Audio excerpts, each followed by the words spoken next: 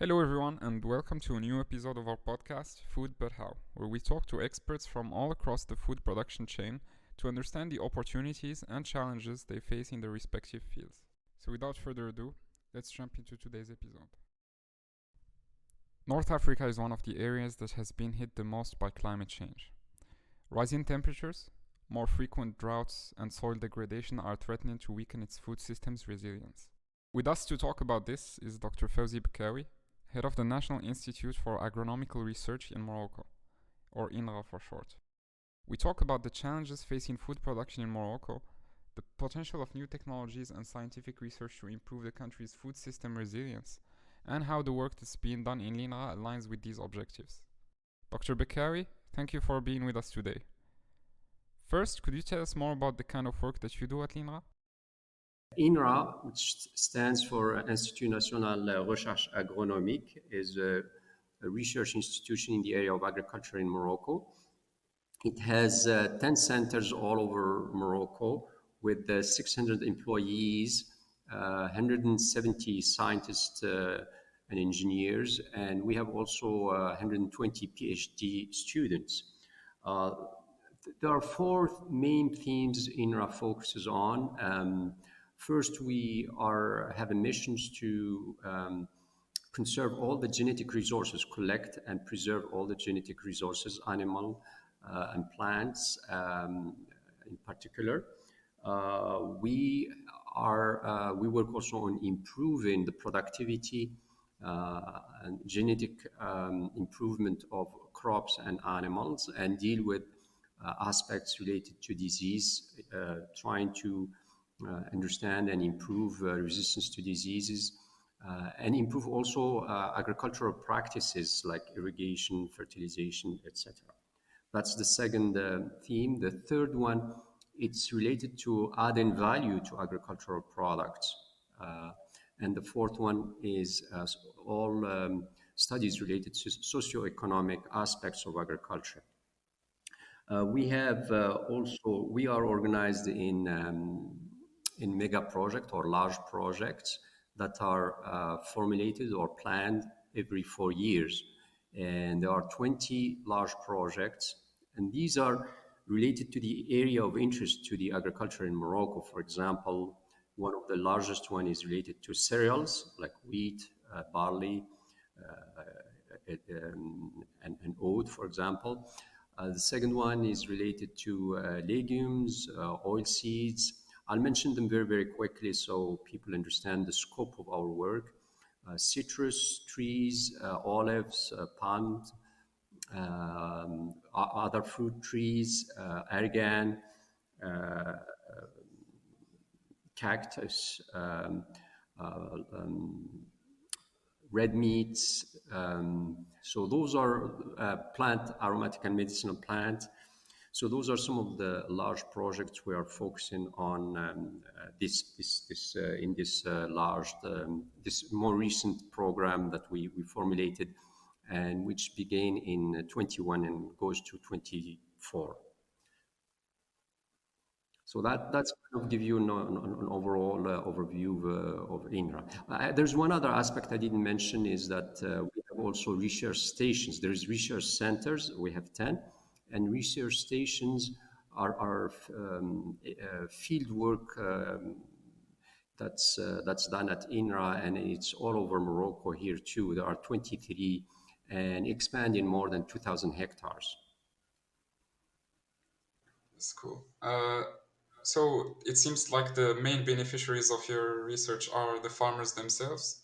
So I was wondering if you, when working on this research, do you follow it up by also going to the field and interacting with the farmers themselves? So you are relating to the transfer of technology. Obviously, our objective is that some of the research that's we do and the products and the processes we developed goes to the farmers. And there are different ways of doing that. There is an institution that's called ONCA, Office National Conseil Agricole, whose main mission is to go to the farmers and deal with new technologies or provide the farmers the most up-to-date tools and technologies.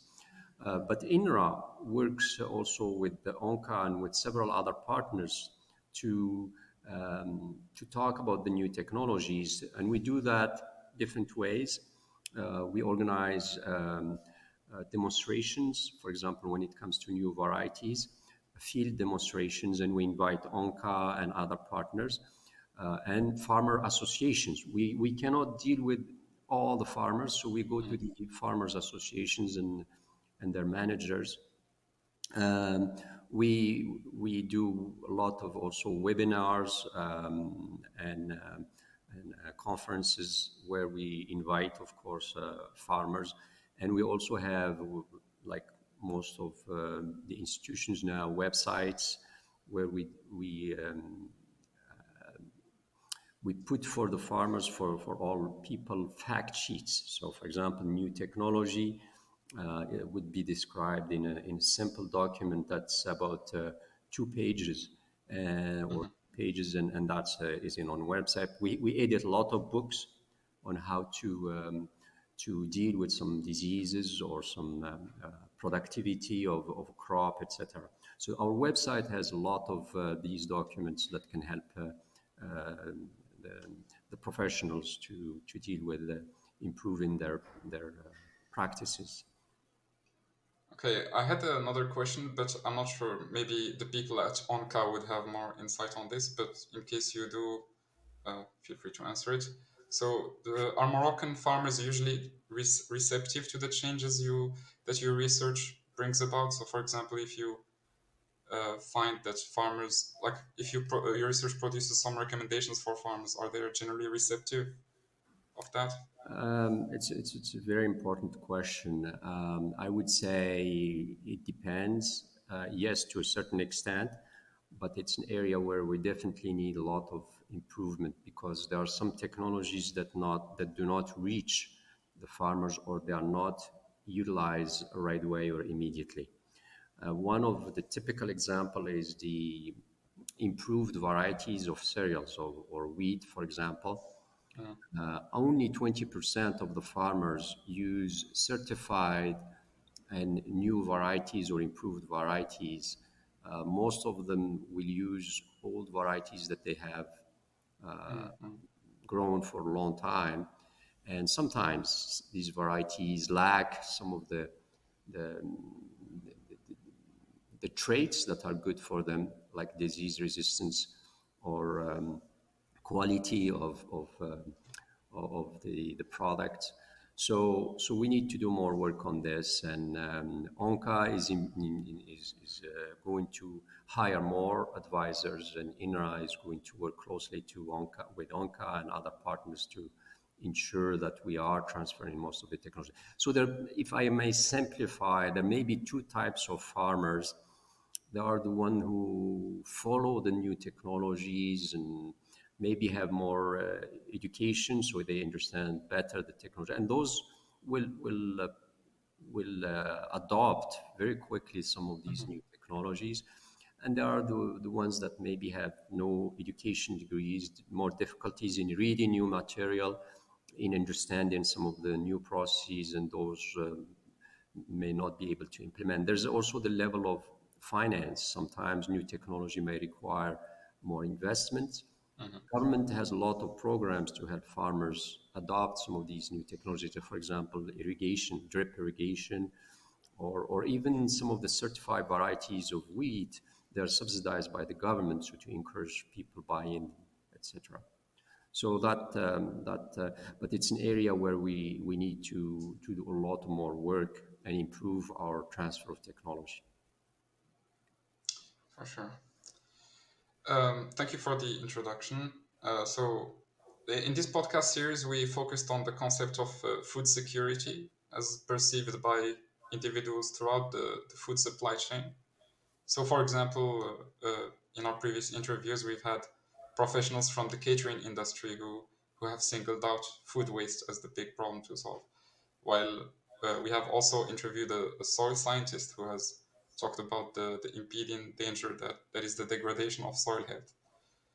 So I wanted now to get your perspective on the problem. So how would you define a secure food system from where you see it?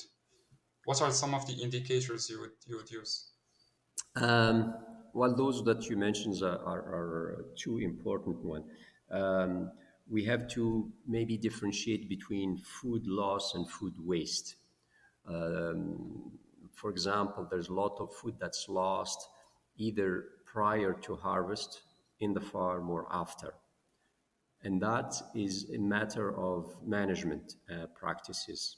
For example, a typical example is when we harvest wheat. If the machine is not properly set up, you could lose some of that in the field, and it could be a significant portion.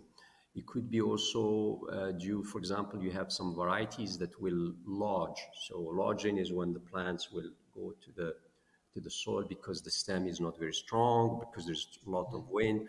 So those can be managed sometimes, and we can reduce losses there.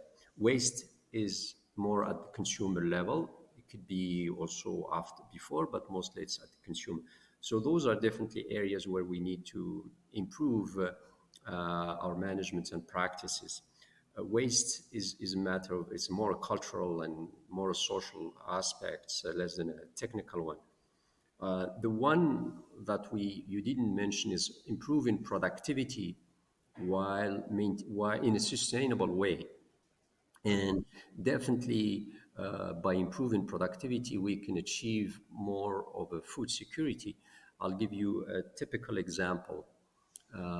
The average yield of wheat is 20 quintals or 2 tons. I'm going to speak about on using tons. So it's about 2 tons of seeds per hectare. That's a ton is 1,000 kilogram, of course. That yield has improved significantly. If we go back 20 years ago or less, it may have been 1 ton on average per hectare. The potential of producing more wheat is there, is real, and we can go to 3 tons per hectare if we apply some of the technology, certified varieties, doing some proper fertilization.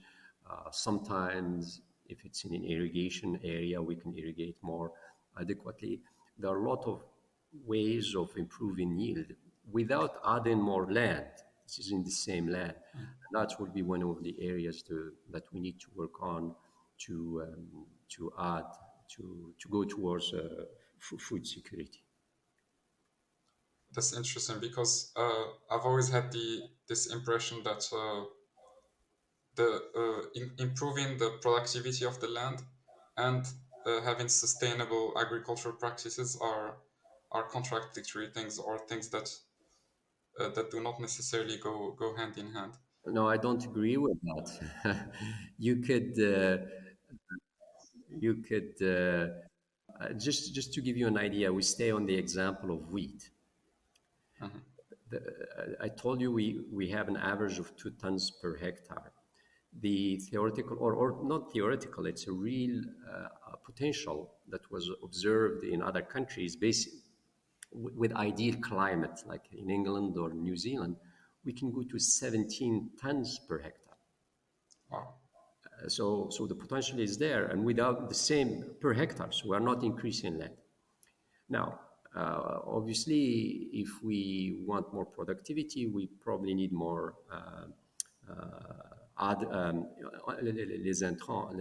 We added more fertilizer, but the key thing is to add only what the plants need, and you can achieve that by doing soil analysis and not using a lot of extra fertilizer. When you use too much fertilizer, the excess, of course, can go in the water, underground water, and that can go to rivers, etc., which can contribute to pollution. So that's obviously it's not good practices. But if you use only the required amount, you probably are okay. And soil analysis is a very good tool to avoid using excess or not enough fertilizer. The same goes with the pesticide. I mean, if pesticides are used according to the recommendations of the supplier, generally they are managed sometimes, of course, there are certain farmers that don't use properly the pesticide, and that can have negative effect on the environment and sometimes maybe on health of the consumers. Um, I mean, I think personally that we could produce more food, but the food security is not going to come only from improving productivity. The two other factors that we talked about, waste, reducing waste and loss, are as important. So. Another aspect of food security is also self-sufficiency of the country in terms of what agricultural products what it produces. And in here there seems to be like divergent schools of thoughts. So there is the purely economic argument that would say that a country should focus on producing the crops that would give it the highest revenue possible, for example, for export. So allocating the land resources as much as possible for these crops, but at the expense of things that might sell for cheaper in the market, but are essential to the country's own needs. For example, you mentioned cereals, which are like Mhm. staple food in Morocco. What's your view on this problem? Well, I think it's again, should be maybe handled case by case, and obviously, if there is land, a specific land where a farmer can generate more revenue, and for him, for the country, for the economy, why not producing the higher value agricultural product for export, for example. I think it's okay. Now there are a lot of land like that is rain fed. That's where the irrigation or the water comes only from rain. Well, you can't produce there, let's say, some high value product like citrus or or strawberries or vegetables, because they need more water. So in that land, you have no other choice most of the time other than some of the cereals or field crops, so like legumes. And in those cases, so we have to keep growing those in my view, growing those crops, but with the best practices and with the best technology. And I believe that we can improve yield there with these new technology and practices. So again, it depends on a case by case. Morocco is doing both. There are some sectors that have been developed and they are doing really well and improving revenue for the farmers, like the what we call the red fruit, like strawberries and blueberries, avocado. Morocco has improved those, and those really have a very good revenue for the farmers. I mean, we're not going to ask farmer to grow wheat on those fields. I mean, the revenue is just quite a difference in favor of high value products. Um, so I think that's those are good things to do, and I helped the economy recently by adopting these new crops and products. So. Okay, since you mentioned the rainfall earlier, uh, I think this is the elephant in the room in these Mhm. discussions. Water resources in a Yeah. country like Morocco, which is already affected quite a lot by climate change and will be even further challenged in the future. What way does l'INRA see going forward? What are the adaptation measures that are planned? There are several, and I will mention, let's say, three examples. First of all, managing some of the water resources we already have. So, in order not to use too much water, we have studies that, for example, experimental that called deficit irrigation, where we reduce and measure exactly the amount of water that's needed for the plant. And work has been done on palm tree and on olives to show that we can reduce 20%, 30% the water without losing yield. There are several work like INRA is doing that with other crops on this. There is the use of new tools for irrigation, and these are developed by other companies, other countries that we are trying to adapt to Morocco, like nano irrigation. And some of our researchers have shown that you can reduce the amount of water with this nano irrigation without losing yield. Another aspect is developing more water resilient or water um, more drought tolerant crops. You do this through genetics, through genetic improvement, through crossing. And for example, in a year like this in Morocco, where there's very little water, a geneticist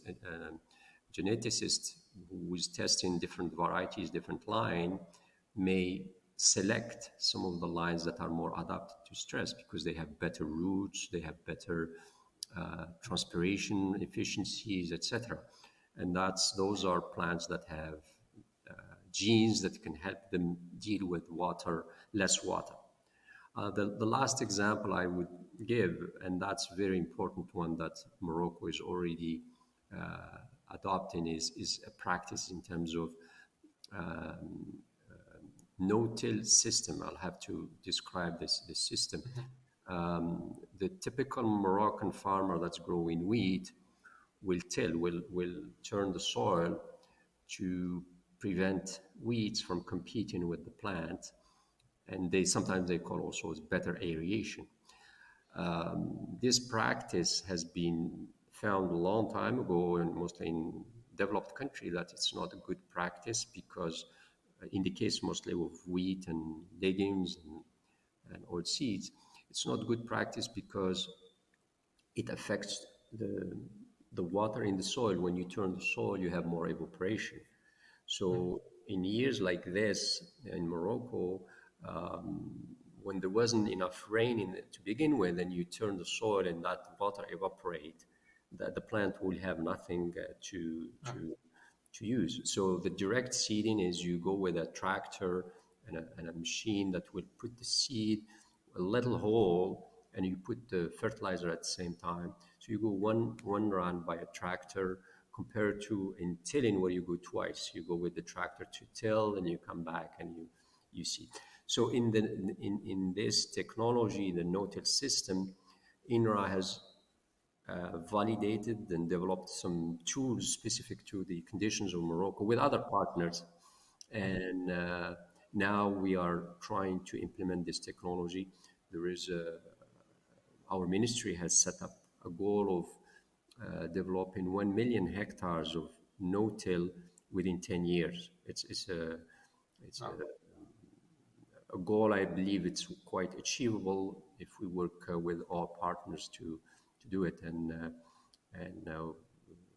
it has started this year with approximately 50,000 hectares, and we are going to go progressively through the year. So I may talk later about the system, but in the case of water, this is a practice that can help Morocco adapt to climate change and to less rain in year like this. And of course, there's also work to expose new sources of water.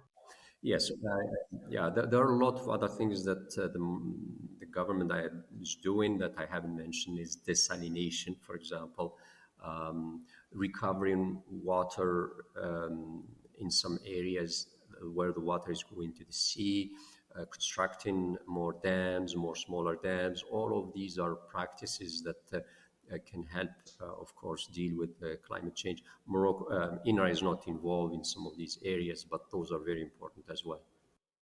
Okay, and speaking of high tech solutions to help Morocco with the upcoming challenges that it will face and the current ones as well. Um, are there any new technologies coming up that you are particularly excited about in this field that people call agri-tech?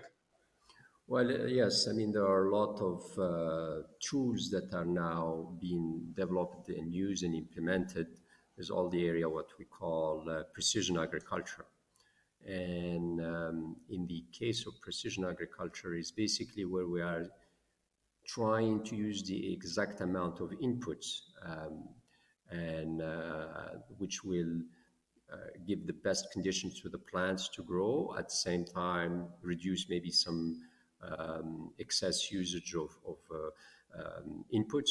Inputs can be water, fertilizer, pesticides, growth regulators. All of these have costs, and if they are not used properly, they can affect the revenue, the yield, etc. So precision agriculture tools will help. For example, in the case of water, you put a sensor near a tree or near a crop, and you can measure exactly what's in the soil, and you know what are the requirements for the plant, and regulate that accordingly with the computers and with the systems to irrigate. Another important tool is following diseases. For example, using drones with cameras, you can follow diseases and maybe detect the disease much earlier. A farmer, if he has 5 to 10 hectares, may not be able to see every bits of that, and a drone can fly the same area in a few minutes or less than an hour and provide all the informations to deal with the problem.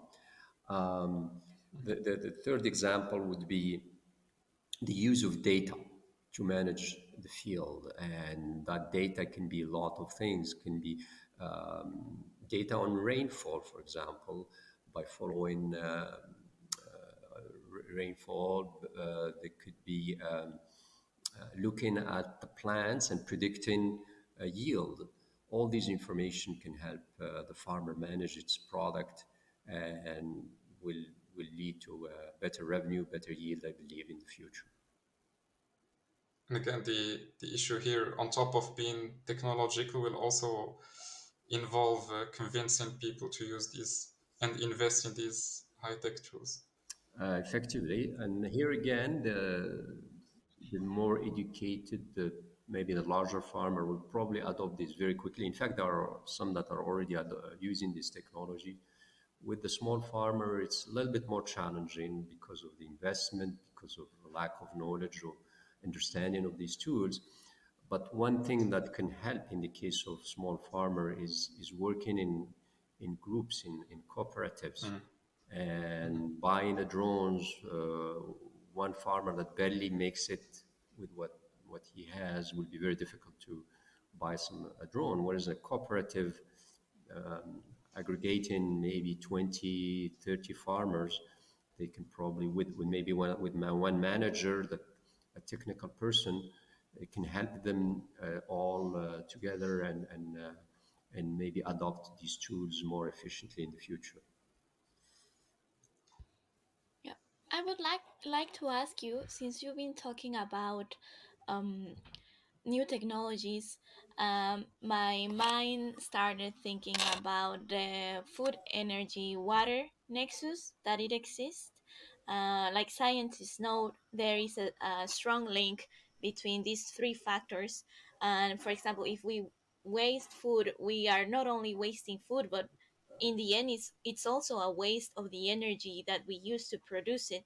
And now that you were talking about new technologies, I think it's an important connection. Like, and my question is, are you researching in the INRA at the moment um, about this other important factor about energy? Like, how is it now in Morocco about the energy that is used in the agricultural sector?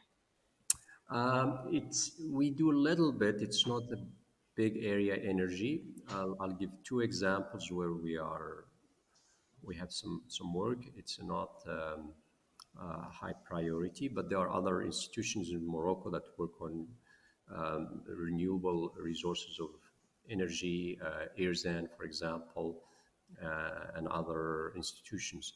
One area we worked in is drip irrigation under low pressure. For example, we demonstrated that you could use less energy with this system. It's a system that has been developed in the state, I believe, and now we are testing it. So that's one example.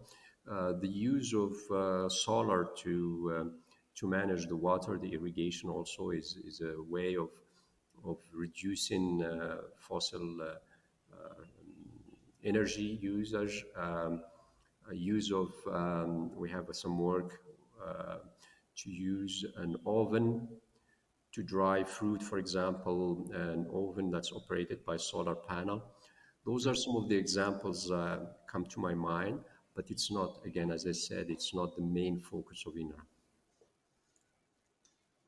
And speaking of precision agriculture, one of our next interviewers is actually Mr. Khashaham, one of the co-founders of the company called Sowit. I'm not sure if you're familiar with their work. We, of course, with Sowit, we have a collaboration and on these different areas of precision agriculture, and one is in predicting yield, one is looking at managing and looking at diseases, and so it's an important partner of us, and I think they've done very well, and they are doing some really pertinent work in Morocco. It's really great to have Moroccans developing technology to benefit Morocco, because only Moroccans know the specificities of and can allocate resources to work specifically on the problems that Morocco faces. I'd like to bring you back to a point we discussed earlier when we talked about increasing productivity, and you mentioned new seed varieties. And I was wondering, what types of techniques do you use to create these new varieties? Is it synthetic manipulation to create these varieties, or more natural? All the varieties that INRA is developing for commercializations are based on conventional genetic or crossing technique. The typical scenario is the following. So, for example,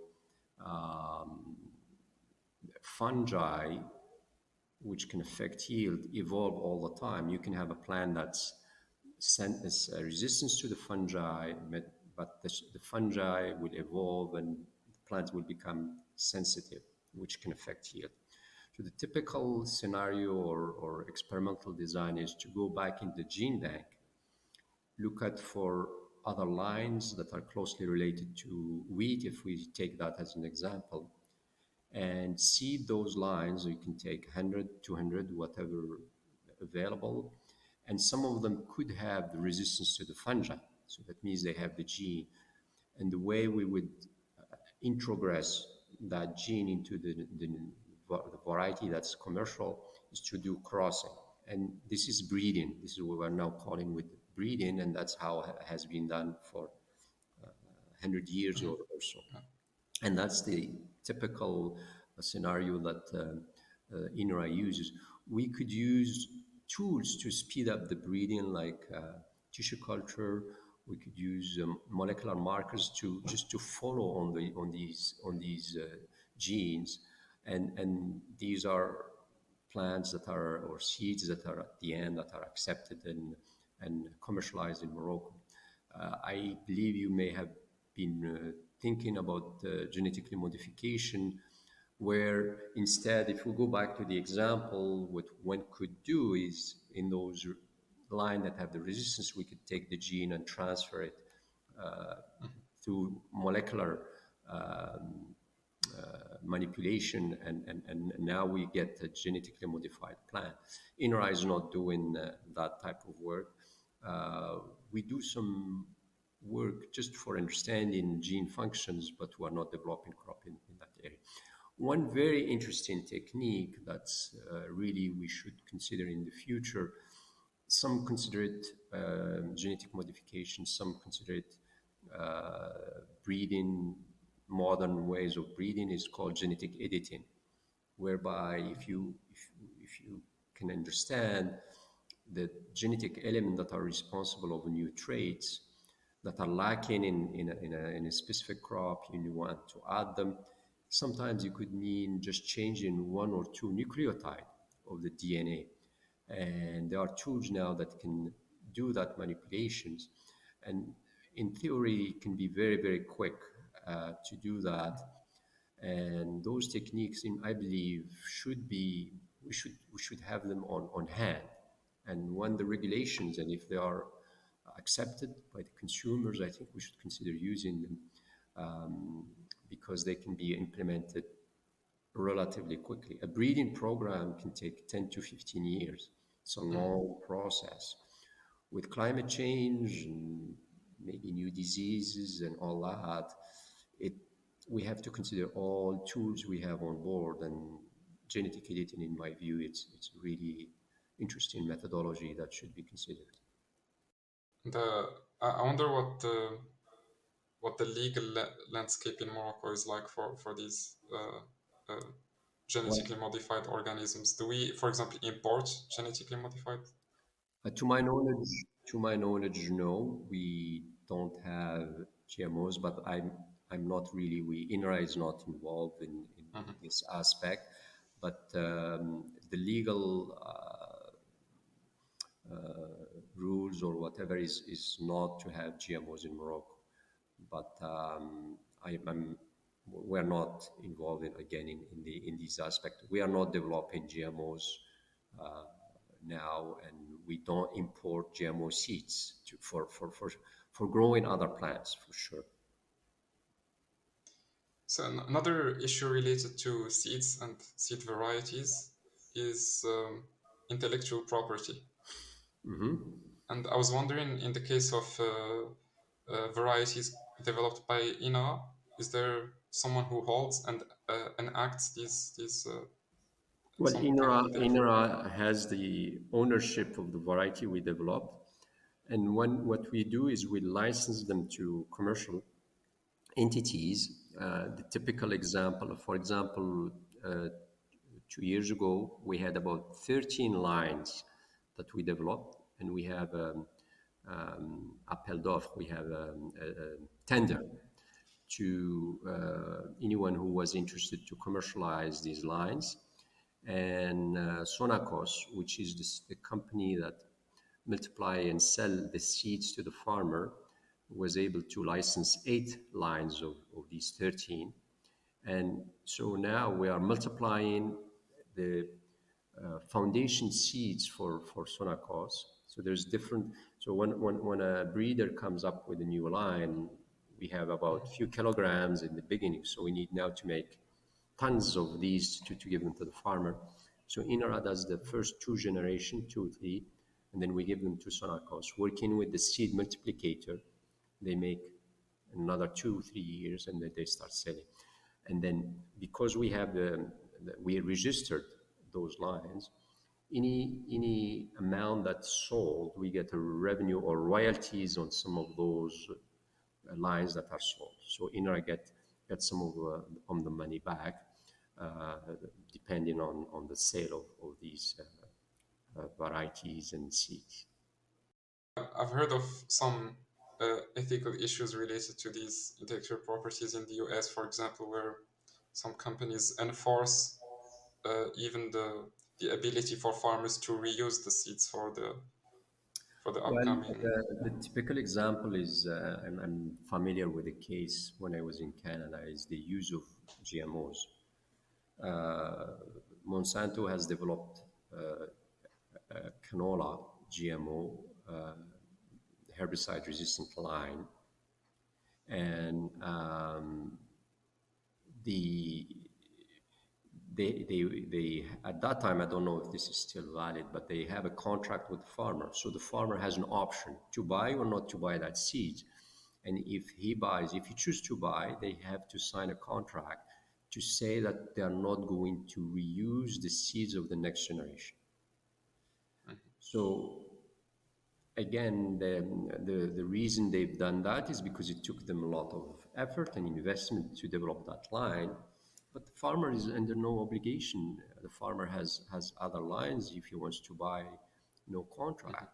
So I and so there was a case, I think, in that where a farmer has gotten some seeds without signing this contract, and Monsanto found this line in his field, and they sued him. So it was in the court case was in Saskatoon where I was, and I assisted to some of these with one sessions where I was more interested in the testing because I had a laboratory. I was managing a laboratory in seed testing, so where we could test whether a plant is GMOs or not GMOs, and that's why I was interested in this case. And they found that indeed this farmer has GMOs line in 100%. He claimed that he developed the lines and it was just few seeds that he recovered. Anyway, so they found him guilty because and that's why it brought a lot of attention to the public because it was this big company that sued this small farmer. But in the end, I mean, he was wrongful. I mean, by using the seed without the contract, he didn't have to buy seeds. Anyway, he didn't have. Well, in his case, he didn't buy them, but nobody is under obligation to buy these seeds. Yeah. I just hope that there isn't a monopoly in the future where farmers wouldn't have this choice that you're describing. But of course, as long as they have the choice, it's up to them to choose whatever. So sometimes the choice they have is using an older varieties that has maybe less yield, or using a better variety that has more yield or more quality. So what needs to be done is an analysis to see if the new line will bring them more revenue. And a company is not going to commercialize something that will bring less money to the farmer. So they have no interest. So again, it becomes the older lines are never going to disappear. And if somebody wants to commercialize them, they are in the seed banks. The people that choose to do what we call agroecology or organic culture, they can maintain their seeds and reuse them, and it's good. It's something that they could do, and so those seeds, I'm hoping, will never disappear. One of the mission of INRA I mentioned earlier is genetic conservation. So our goal is to take all the seeds that are related to agriculture and maybe others and conserve them in a bank, in a seed bank or gene bank. And that gene bank would preserve, in most of the case, depending on the species, indefinitely the line. So we have a gene bank in Stat in Morocco that has about 70,000 accessions. So any farmer or growers can access those lines. And they want to not to use the new ones, they can multiply them and use them. We are building a new gene bank near Rabat that will be bigger because the other one is coming to its capacity, and hopefully will maintain all the important lines available in Morocco. That makes a lot of sense. So we talked about these high-tech solutions, but there also seems to be a trend in returning to much older ways, pre-industrial era ways of farming the land. What can you tell us more about these trends? Well, I think it's an alternative, and we've been talking to some associations in this area, and we're going to even hopefully do some collaborations and understand the system. I mean, our goal at the end is to have good productivity, but sustainable productivity. So we will work with them and try to understand if these practices are sustainable, why not? And they are going to preserve the soil, why not? Generally now, that according to literature, when you grow plants through organic agriculture practices, your yield is about 20 or 30% lower because you are not using fertilizer and some pesticides that are reducing disease. Now, generally, people do that because the market, there are some client consumers that are prepared to pay more, even if because there's no pesticides or no fertilizer. That's the general rule with organic agriculture. So that if there is a market for that, why not? And promoting this practice is a good thing.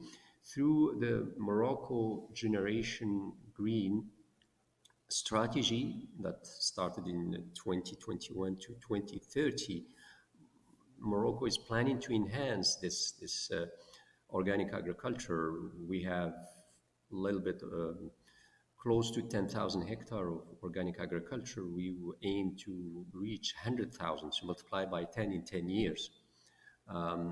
We are also having within our program, we have a program called agroecology.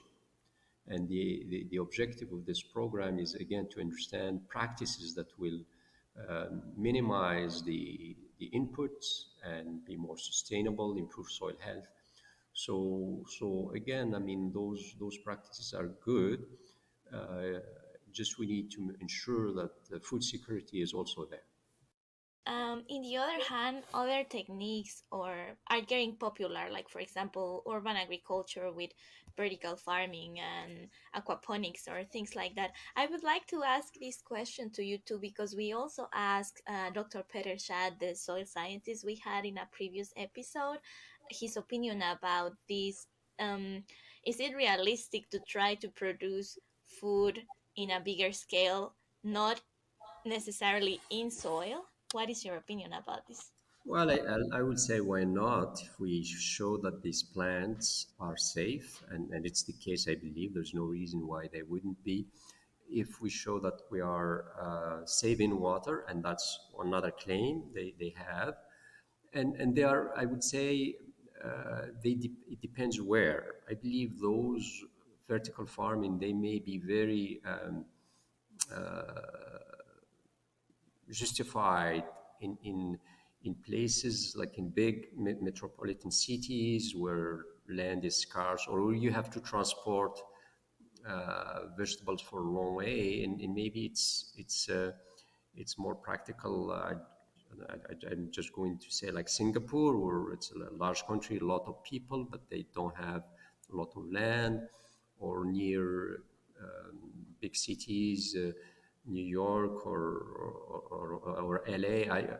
So maybe in those areas, vertical farming could be very important. In Morocco, we are not there yet because there's still a lot of land, and it may be as one has to do a cost analysis. So because there's an investment in those facilities, and it depends also in demand. But I would say why not? We need to test them. We need to understand them, and apply them. Be prepared to apply them if needed. Some of the, and I go back to agroecology or organic, a new way of doing is one area is called agroforestry, where we combine trees and plants, and that's a practice I think that we need really look very, very hard and apply more, because trees can maintain the soil, can keep the water around, and they also can provide the revenue in a long term. And at the same time, between trees, you can grow some plants that can bring also some revenue. And these are some of the technologies we need to apply more. But aquaponics, that's another area. Some I think combine also growing fish and plant. Again, why not? If there's but they are not for now. INRA is not doing work on that. We do some work. We have a project where we grow barley in just to a size maybe 10 or 20 centimeters in a greenhouse, and that's used as feed for cattle, for sheep, and it has been shown that you can save water and you can improve feeding of animals, and we have some work on in that area. It's called hydro barley, and it's a practice that can be interesting again in reducing the amount of feed and water. Interesting. So you mentioned earlier that in the introduction that one of the interests of INRA also goes to the socio-economic factors involved in agriculture. And there's something that I noticed, and I keep hearing when talking to people back in Morocco. This is just anecdotal evidence, and maybe you can confirm or refute it. Is that there are less and less people who are interested in becoming farmers because of all the challenges discussed, because of the small margin of revenue. So that's something INRA is looking for. Not really. I'm not aware of that. Other department within the ministry probably looking at that. But what's important to say is that in the new strategy, the Ministry of Agriculture is planning to give opportunity to a significant number of young entrepreneurs, young farmers to go back to the farm. And that's a very strong plan that's going to help maintain some of the people in the rural areas.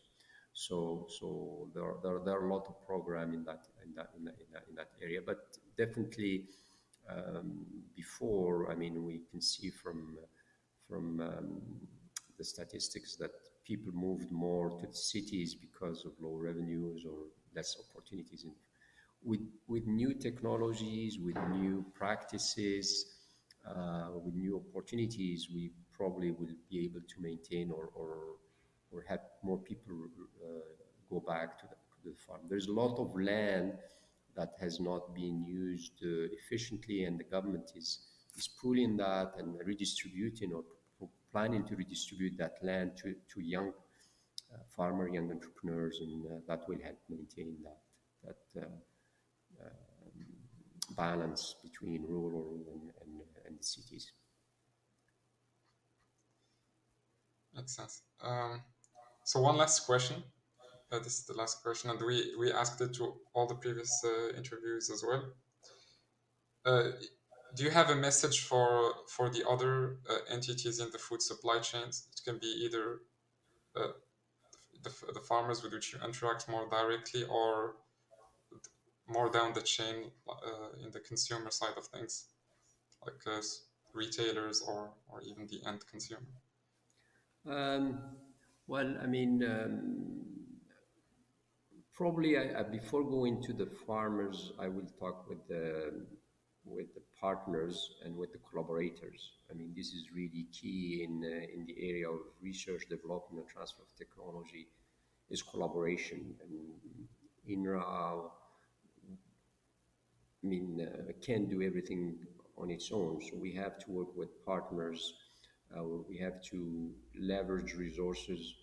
We have to work with the associations to ensure that we are looking at the factors that are more pertinent, that are more important for the farmers, for them, and following and all these studies, so that when the product or the technology is really there, there is a transfer. So those are, I would say, at the partnership level. At the farmer level, of course, we would want them to consider these new technologies, and because they are going to help them, whether it's new varieties, whether new irrigation tools, which are new predicting tools. All of these are very obviously there. They are done because we believe that they can help the farmers and managing also their farms, reducing food loss, like we were talking about, preserving some of their crops until they sell it, etc.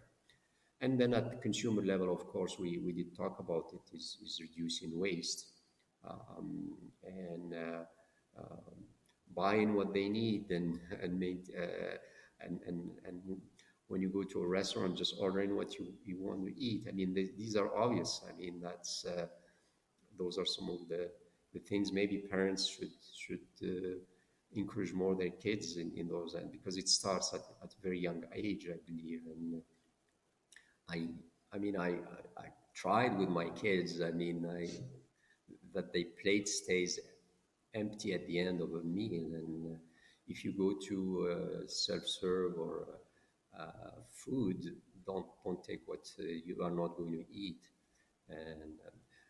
And of course, there's also the aspect of social development or between countries. I mean, there are some countries where we eat a lot more and others where we don't have enough food. It's a more complex area, but if there's more balance in redistributing food, that also will help us in going more towards food security and better health and life for everybody. Okay, well, thank you very much, Dr. Bekkaoui. Thank you for presenting to us like the really amazing work that l'INRA does. Personally, it makes me a bit more optimistic about the future and makes me feel that we're somewhat prepared. And good luck with your mission. Thank you, and wish you all the best with your studies, and thank you for the opportunity of talking about this.